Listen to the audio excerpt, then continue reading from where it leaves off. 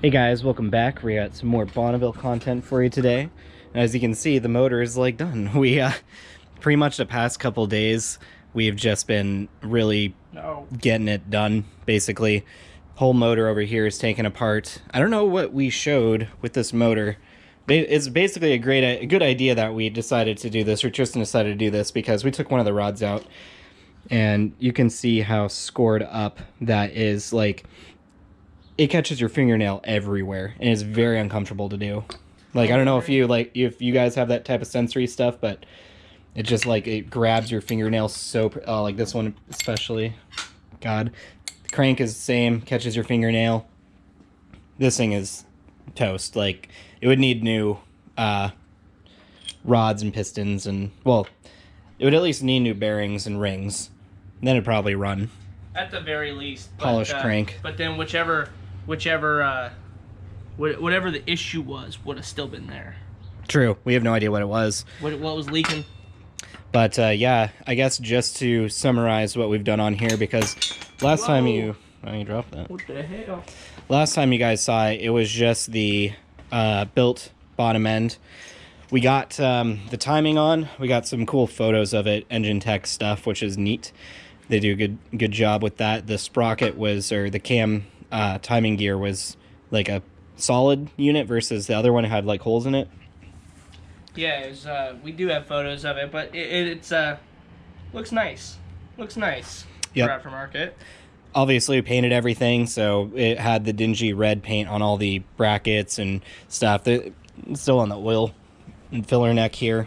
I don't know why Tristan decided to just do everything, but not that. Not a big deal. You won't even see it. But yeah, we got everything here. Tristan's using the sealer, thread sealer on everything, Permatex thread sealer. Did that for every single front cover bolt. Every rear cover bolt. Every rear cover bolt. And we're doing it for the oil pan bolts. We don't want it leaking anywhere. We got RTV where it connects front and rear cover wise. Got valve covers on.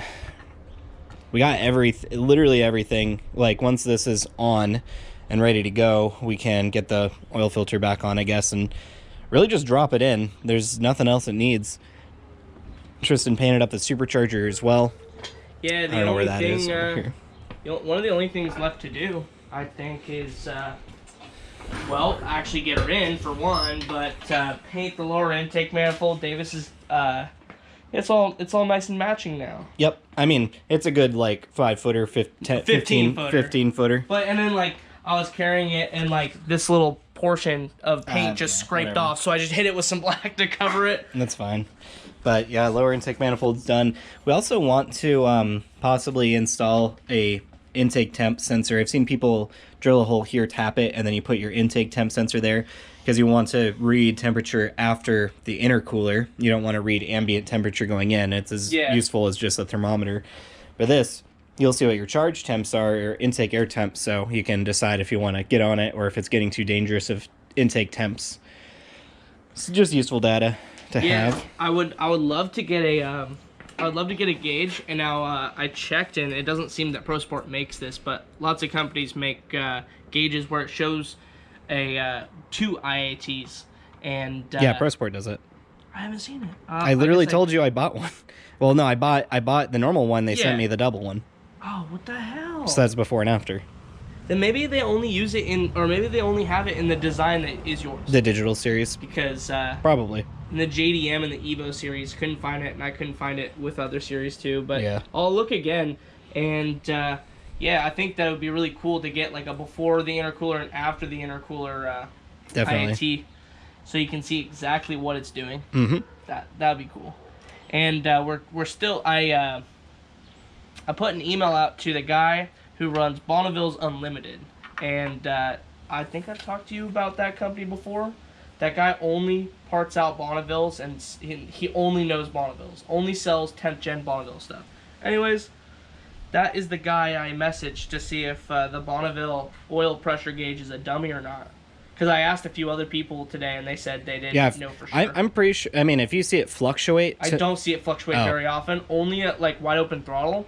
But like my Tahoe, I see oil pressure, and like other people's cars, I see the oil pressure like fluctuate all the time. It does go all the time. If you're cruising, it'll be higher. If you go wide open throttle, it'll be much higher. If you're idling, it'll be lower. But my Bonneville, it sits at 60. My Mustang has a gauge, and it sits in the center, and that's it no matter what. So it's definitely a dummy gauge. It's like you have oil pressure or you don't. But I have Pro Sport gauge set in there. If you use code JURYRIG, you'll get 10% off your Pro Sport purchase, which that's what Tristan's going to be taking advantage of when he buys his, I'm sure. Oh, yes. It's free money. And so I'm looking to buy basically wideband. Yeah, we did. It might be visible, but I welded a bung onto the downpipe there.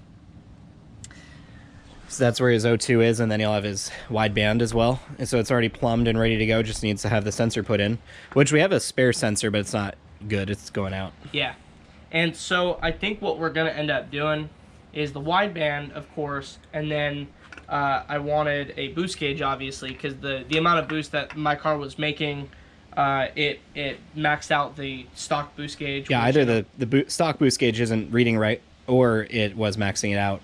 Like, it could be a dummy gauge, it might not be, but it's it'd be better to have a legit gauge that could be more accurate. And you know what? I didn't know how good I had it, I guess, with my Bonneville, because my Bonneville's one of the only cars that had this engine with a real boost gauge. Apparently, like a lot of the Grand Prix, it's like a bar. It's like a digital bar that shows you, but it doesn't actually tell you what you're making exactly. Oh, that's weird. Same with the Buicks, and so thankful that I got a good boost gauge, but it maxes out, so it doesn't really do me any good.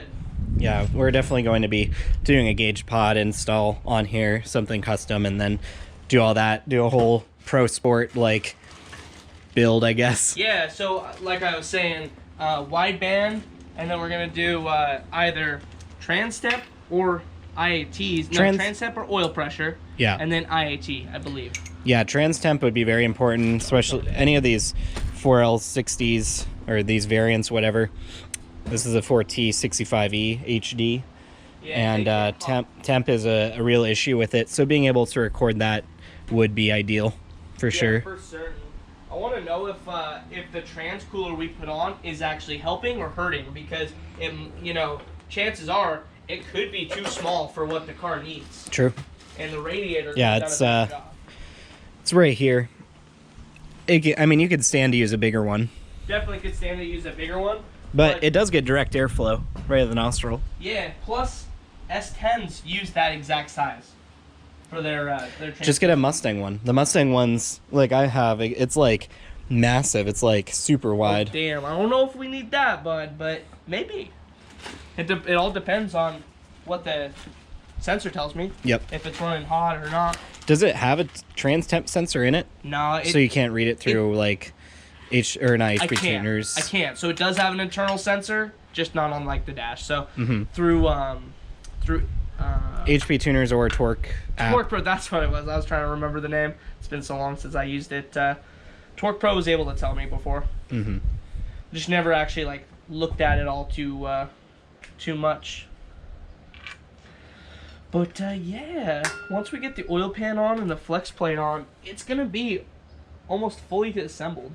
And I think I'm just gonna put the Supercharged. This was like the fastest swap ever. I mean, a lot of the work was done, but it's like, I don't know. Guys were just getting better at this, I think. Yeah. Also, with the week I took off, I mean, I could have been getting more progress. We really could have had more progress, but we wanted to clean it up and do it legit, very proper. Yeah. Also, like, I've got a whole week, so I'm not really like stressing on absolutely making as much progress as I possibly can. Yep. So I'm not too worried about it. It's only Wednesday, and the motor's ready to go in almost.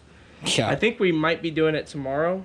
Yeah, tomorrow's probably a better bet, but today it's potentially possible.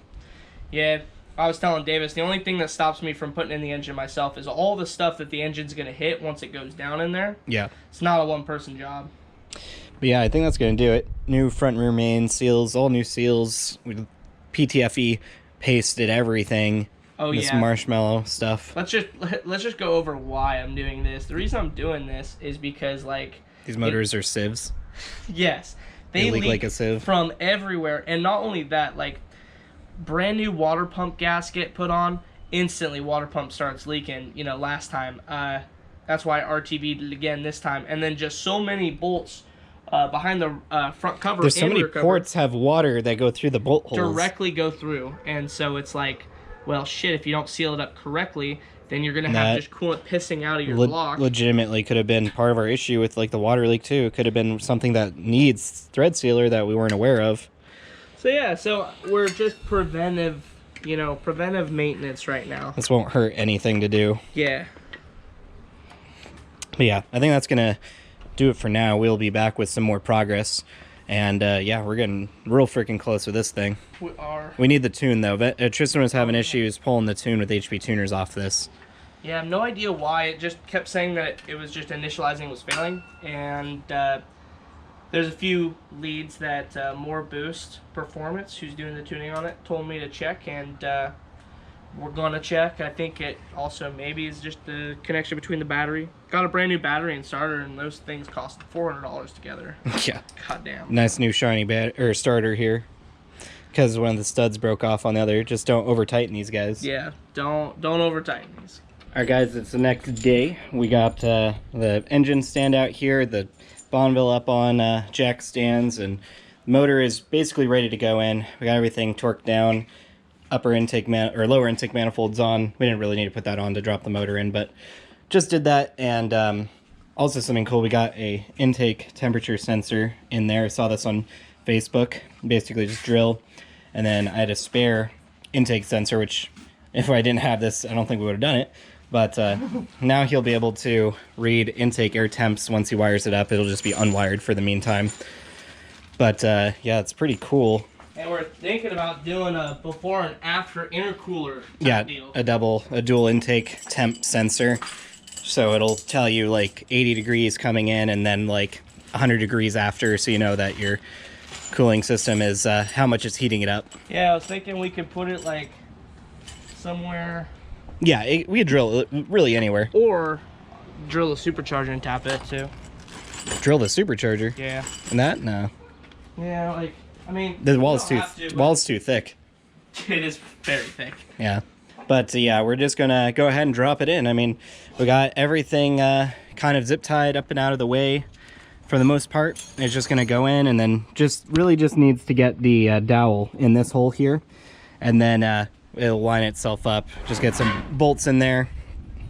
Get the front motor mount, which we also radiused the holes here, so you can actually get a wrench in there now, because before you couldn't.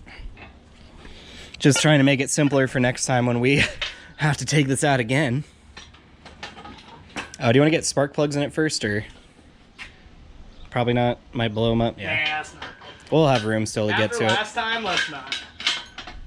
We obliterated my... Oh, wait, we showed it on video. That was coming out, though. Yeah, it was coming out. Do you have the head bolts that fit this? We got them somewhere. Oh, Jesus. We literally had this whole thing yesterday where Tristan was running around trying to find a bolt for 15 minutes, and we found him eventually. Now today, we're probably going to run into the same thing. 15 minutes, maybe. Do you think this is going to start up today? No. Why not? We got no tune. Oh, that's true. Vince could tune it. He's got HP tuners. You just won't let him. Get it to start, but that'd be about it. You're right, I just won't let him. You just won't let him. You ain't wrong. Nice. Well, that was quicker than 15 minutes. I got 2 bolts ready. You found him? I found them. Damn. Hell yeah, that never happens. We need an automatic one of these. I say this every time. Like, dear God, Yeah. it's so annoying. Hook it up to the air. Well, you can't hook this up to the air. You can buy ones that hook up to the air. Harbor Freight even sells them.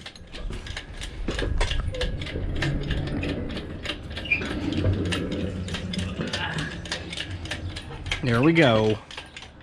Knock over all the oil. We need to get one of those engine like levelers so we can just crank the wheel and have it tilt forward or backwards.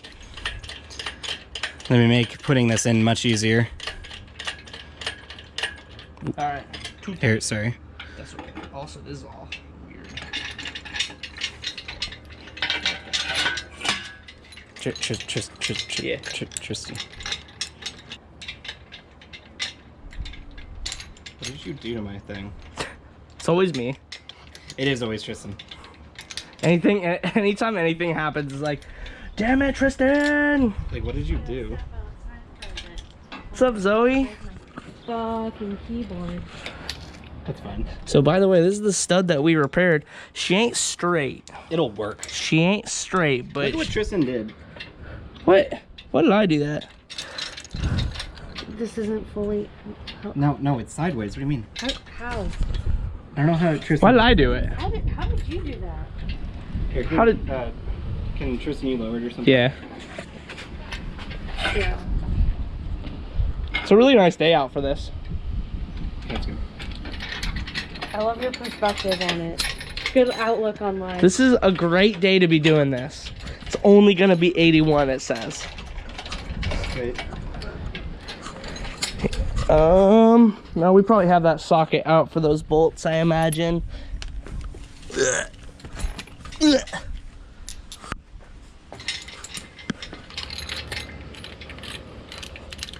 Those ones you're gonna tighten?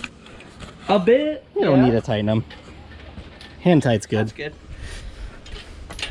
Oh, get it off that vacuum. Oh, Jesus.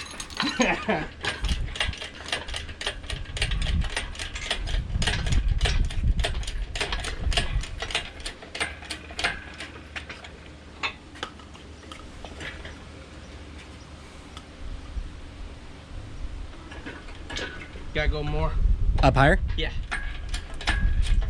There we go. A little bit higher. All right. There we go. We put it in like that, right? Yeah. Just like that. Nice. Yeah, hopefully this one's a runner. We'll see. We'll see. We going up. Yep. I guess we should probably get it in position.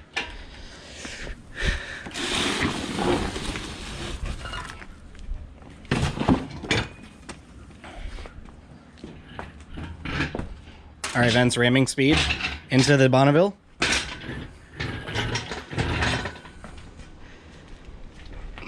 I don't know where my coolant elbows went. They're on the table. What do you mean? Okay. We gonna need those. Need torque converter bolts. We'll need bell housing bolts. Oh yeah. Did we torque these down? No, we didn't. Alright, let's do that. Yeah, but they're like 45 foot-pounds. We're just gonna go ahead and torque these down, and then you'll see us putting it in the engine bay there. All right, guys, we're back. I think we kind of jumped the gun. It was just like one of them things. One of them things. We just had to get her done. Yeah. Anyways, it really you only missed like 5 minutes. We got this in here, literally dropped it down to the perfect spot. We had everything zip tied out of the way, so we had nothing, hitting anything. And then Vince pushed it in, tweaked it a little bit like that. First dowel got in, got a bolt in, second dowel got in. And then once that was done, lifted up this side, took the wheel off, got the motor mount on there. So it's fully bolted on, just missing a couple of bell housing bolts, but it's torqued on, and this can go now. Yeah, it can. Tristan got the AC condenser in place. That was always a challenge too. It drew blood, and yep, it drew blood on me, drew blood on him. Somehow on Vince too. And then he's already got me with some zip tie carnage. Blame Car Toys. But yeah, guys, the motor is back in, so that was the quickest we've ever gotten that motor in easily. But we still need to get all the bolts in it. Yeah, we get torque converter bolts on, bell housing bolts on, get the exhaust gaskets on. Get this exhaust needs to really actually just get taken off and then rerouted under here, because we kind of had to pull it up out of the way to get it under there. Just with how the cylinder head's out like that, it just not any room really. But you want to lower that first? It's not that bad. But yeah, now Tristan has all the time to just get all his accessories up in place, and yeah, it'd be a fun time. Yeah, this is the easy part. If Tristan can get the tune, he might even be able to fire it up today. But that's probably. Oh, nice! You got that sensor. I didn't even realize you did that. Thank you.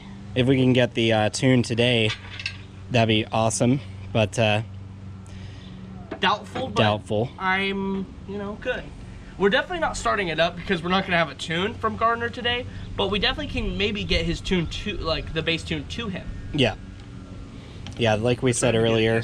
Like we said earlier, they were having trouble with getting the tune off of this thing. Can you lower that a little bit more? I don't know where the thing is. Where is the thing? Oh, it's in the thing holder. It's in the thing holder. God damn, it's in the thing holder. That's easy enough. Well, Tristan likes torquing them down all the way, so you can't do it by hand. Stupid. Tristan, you're stupid. I did it by hand. You're stupid. With the socket. Just use the socket. But honestly, the motor's not looking too bad with the new paint. What did you do? We only messed up the paint on one area over here, but we can respray that area. Literally just respray it. Yeah. But yeah, everything's all torqued down. We used proper gaskets. We followed torque specs for everything. We put sealant tape on pretty much every single bolt. Almost every bolt. Yeah. So this thing's looking pretty good. And yeah, Tristan's just going to work on it. I don't know how much he's going to record at all of this. Just really going to get everything thrown together. So yeah. I'm just happy for the engine to be in the car. Oh yeah, definitely. Now the garage is much clearer. We have to get rid of that thing, but we can clean up the garage again. This was one of our fastest turnarounds. We brought the car here Saturday, and it keeps going faster. It does keep going faster. Vence's was like such a fast swap. This was like really fast too. A lot of the work was already done, but I mean, pulling the motor out, swapping everything over, and then putting it in, that's, you know, that's a project in itself. Yeah, it is kind of like a project in itself. It really is. So we did good.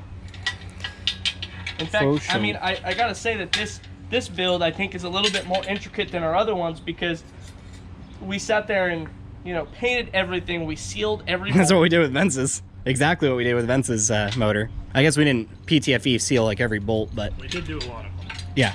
Like anything we thought was near water. Oh yeah, no, yeah, everything that was near water or we knew of, we did get PTFE tape on, all the sensors, stuff like that. So and me and Davis were just, you know, just PTSD. So, you know, it is PTSD. More sealant is never a bad thing. Yep. So I'm feeling very confident about this. I don't know how it would be possible for water to get in there because we physically saw every single like part of it being built. The old motor, you know, we didn't go into the bottom end at all.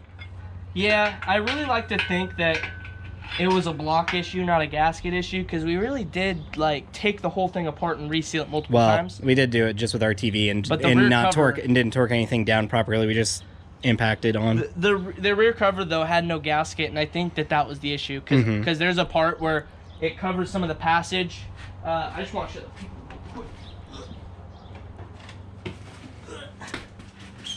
So like part of the gasket. We also did not reuse the rear seal, the rear plate. The one we put on was from the motor that it came from. Yeah, and so like the gasket covers this channel but leaves these holes for it to go in and then out of. And I mean, we only really RTV just around all these holes. That's true. It probably had some potential. So hey, I mean, there's a potential that there's not gasket where there's supposed to be gasket. So the RTV is just not the way. Just doing it just only with the RTV. So now we just got the gasket in there, and we're thinking, I mean, we're gonna prove if this thing like seals everything with no RTV. Yeah, that's true. Then it's gonna prove something. If it doesn't, it's gonna prove something. It's gonna prove that it needs it. If it doesn't work, then it proves that there's something we're doing that's wrong. Something we're doing that's wrong, or the gasket's being literal shit. Yeah. All right, guys. Well, we're back. We made some more progress. You can see the Supercharger, everything's on here. It's really great looking. It's not complete or anything like that. Don't even have the alternator on. But notice something weird. So we're having issues with the bypass valve, so it's just bought a new one, and it came with a new sensor here. There's a barb there and a barb there, and we never knew of something like that. So we looked at our old one, and clearly it broke off. It snapped off. And that was before my ownership. If I blow air into this silver part, it comes out the bottom hole that's been snapped off. And this one, I can't tell what it does. It does have like barbs to hold it on, so I imagine maybe it is important for this, but our door keeps so windy. We'll have to like look up a diagram for this thing to see why it does that. That's just so weird though, because like I only just noticed this, and I'm like, what the hell is that connected to? And then literally as long as I've owned this car, that's been snapped off because it was plumbed onto that the whole time. and then I took it off that myself. So I have no idea what the hell's going on. You'll have to see. That's just so weird, but I wanted to get that on video. And if you know exactly what that does or what the difference is between the two, let us know.